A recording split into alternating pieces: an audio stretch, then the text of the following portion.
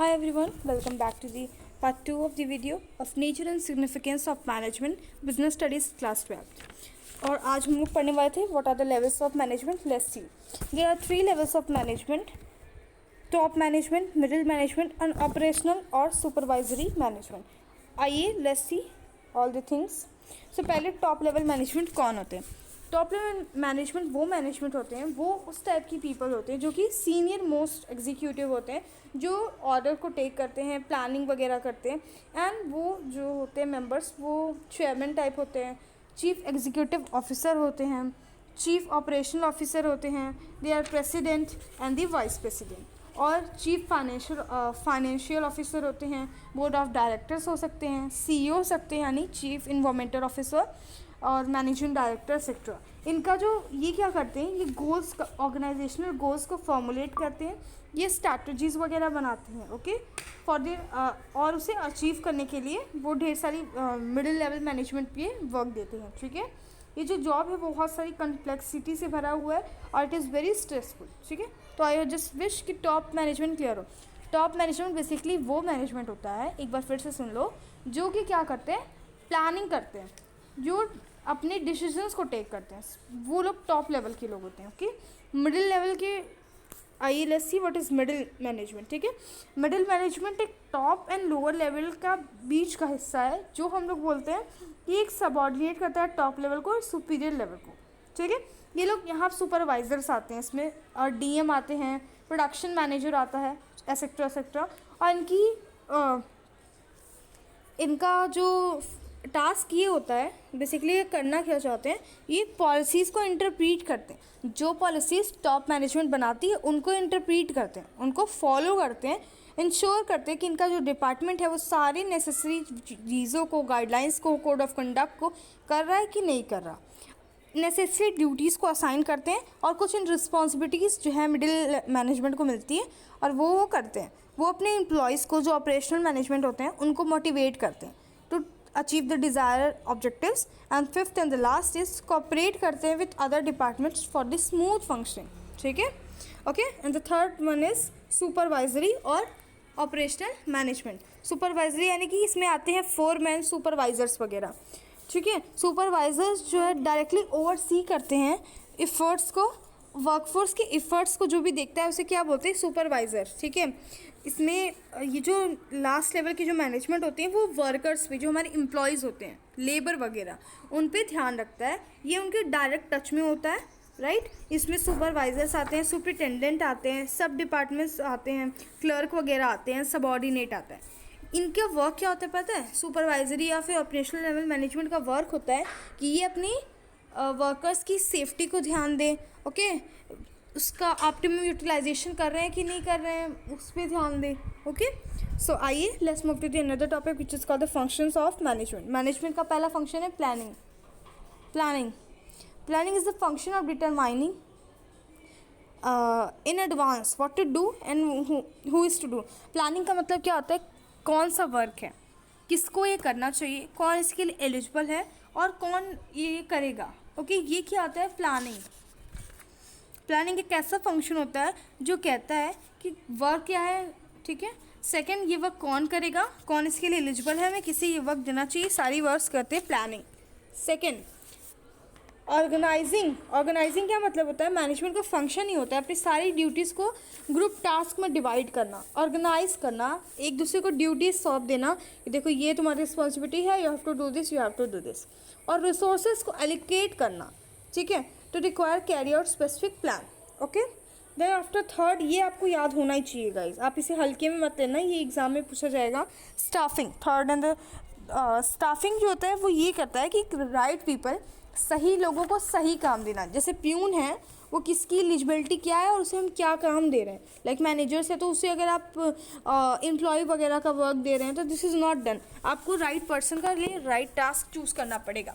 Then after directing क्या करता है, लीड करना, इन्फ्लुएंस करना, मोटिवेट करना अपने एम्प्लॉयज़ को, ठीक है, ताकि वो क्या करें, बेटर टास्क परफॉर्म करें। ओके, एंड कंट्रोल करना। What is controlling is the management function जो कि क्या करता है, मॉनिटर करता है ऑर्गेनाइजेशनल परफॉर्मेंसेस को, टूवर्ड अटेनिंग ऑर्गेनाइजेशनल गोल्स। इनकी कंट्रोलिंग में जो टास्क होता है वो इस्टेब्लिश करना स्टैंडर्ड्स, परफॉर्मेंसेस जो भी हो रहे हैं वो स्टैंडर्ड में है कि नहीं, वो मेजर करना करेंट परफॉर्मेंस, कैसा करेंटली कैसा वर्क चल रहा है अपनी कंपनी में, ठीक है, वो करना, और कंपेयर करना एक ईयर से दूसरे ईयर कि कैसे कंट्रोल करते हैं हम लोग, ठीक है, कंट्रोलिंग का तरीका तो ठीक है, how to do better, okay. Then after coordination, right, what is coordination? First let's see, coordination is the process, ठीक है, by which manager synchronize the activities, ठीक है, the different departments is known as coordination. Coordination एक type का force है जो कि सारे अदर फंक्शंस को बाइंड करके रखता है। एक ऐसा प्रोसेस जिसमें मैनेजर क्या करता है, साइन करता है the activities of different department, सारे डिपार्टमेंट्स की एक्टिविटीज़ को एक तरीके से बाइंड करके रखना। कोऑर्डिनेशन, वर्कर्स और मैनेजर्स के बीच में क्या होता है, कोऑर्डिनेशन अगर नहीं होगा तो वो उसकी बातें नहीं मानेंगे, ओके, वो समझेंगे कि it is type of domination जो हमारे ऊपर कर रहे हैं। That is why coordination is very necessary. And let's see what are the characteristics of the coordination. Coordination का पहला कैरेक्टरिस्टिक्स है, coordination integrates group forces, I mean group efforts, यानी कि कोऑर्डिनेशन क्या करते हैं, ग्रुप एफर्ट्स। एक पर्सन कोऑर्डिनेशन कभी नहीं कर सकता क्योंकि वो तो खुद ही का इंडिविजुअल है। जब डाइवर्स एक्टिविटीज़ होती है उसके लिए coordination very necessary.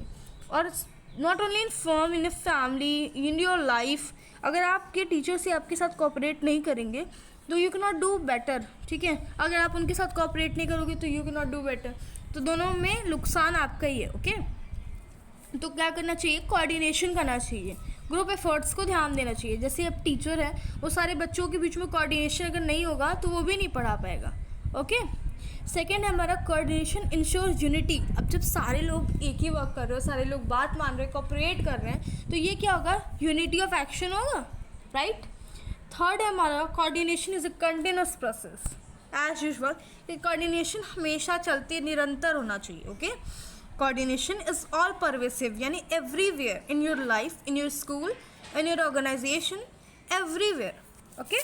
And then after coordination is responsibility of all manager. सारे मैनेजर का ये रिस्पॉन्सिबिलिटी होता है कि वो एक डोमिनेंट डेमोक्रेसी की तरह बिहेव करे, ऐसा नहीं कि वो डिक्टेटर, रूल ऑफ थंब की तरह बिहेव करे कि सारे जो भी लोग हैं वो हमारे नीचे हैं तो हम इनसे अच्छी तरीके से बात ना करें, हम थोड़ा रूड होकर बात करें, हम उनसे स्ट्रिक्टली बात करें, ऐसा नहीं होना चाहिए। इसकी रिस्पॉन्सिबिलिटी होती है कि वर्कर्स और मेरे बीच में कोऑर्डिनेशन अच्छा हो। Coordination is deliberate function. Deliberate का मतलब क्या होता है, बेसिकली यहाँ पे चाउज नहीं होना चाहिए, है ना, एक तरीके से deliberate manner. Manager has to cooperate the efforts of different people in a conscious and deliberate manner. Coordination manager सब कुछ देखता रहे, सारे फंक्शंस वही देखेगा कि जो हमारे पीपल हैं अगर वो अच्छा काम कर रहे हैं तो उन्हें उनकी कोऑर्डिनेशन ढंग से है कि नहीं, कन्फ्यूजन तो नहीं है उन्हें किसी वर्क में, कोई चाउस तो नहीं है किसी के मन में, ठीक है। तो सारे लोग कोऑर्डिनेट कब करेंगे आपके साथ, कब वो आपके साथ कोऑपरेट करेंगे, जब आप अपने वर्क को ट्रांसपेरेंसी दिखाओगे, उन्हें सच में उनके इंसेंटिव्स वगैरह प्रोवाइड कराओगे। अगर उनके मन में कोई कन्फ्यूजन है किसी वर्क को लेके, कोई चाउस है तो उसे क्लियर करवाओगे ताकि वो अपने पूरे दिल से काम कर सके, okay. Let's move to the importance of the coordination. Importance of coordination का पहला है, कोऑर्डिनेशन क्यों हम लोग करते हैं, ग्रोथ इन साइज, अपनी कंपनी को ग्रो कराने के लिए we do coordination, okay. Growth in size, हमारा ऑर्गेनाइजेशन क्या करे, ग्रो करे, उसमें नंबर ऑफ पीपल्स इंगेज्ड हो, employed by organisation also. And second है फंक्शनल डिफ्रेंशिएशन। कोऑर्डिनेशन हम करेंगे जब, तो वी मस्ट से कि जब भी कोऑर्डिनेशन हो तो सारे लोग का फंक्शन क्या हो, डिफरेंट हो। आप देखिए, आप जो हमारी टॉप लेवल मैनेजमेंट होती है वो डिफरेंट काम करती है मिडिल से। टॉप लेवल जो है सिर्फ जो है प्लान करती है, मिडिल लेवल उसे एग्जीक्यूट करता है, उसे इंटरप्रीट करता है और वर्कर्स को बताता है, एंड ऑपरेशनल लेवल क्या करती है, उसे फॉलो करती है। फॉलोवर कौन होते हैं, ऑपरेशनल लेवल होते हैं, ठीक है। तो फंक्शनल डिफ्रेंशिएशन, सारे लोग का फंक्शन, सारे लोग का डिपार्टमेंट, डिविजन, सेक्शन, सब कुछ अलग अलग हो, okay. And third and the last is specialisation. Specialisation क्या मतलब होता है कि जो ऑर्गेनाइजेशन है, मॉडर्न ऑर्गेनाइजेशन, ये क्या होता है, हाई डिग्री ऑफ स्पेशलाइजेशन है। Specialisation arise out of complexities of modern technology and diversity of task perform, ठीक है। यानी कि बेसिकली जो हमारी कॉपरेशन होती है वो स्पेशलाइजेशन में कॉपरेशन, लाइक हम जो भी वर्क कर रहे हैं उसके लिए हम स्पेशलाइज्ड होते हैं, ठीक है।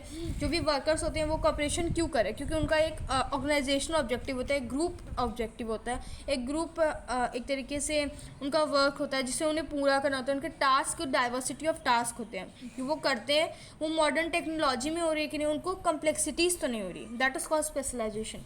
So finally guys, this chapter is completed. Thank you so much for watching this video. Okay guys, bye bye.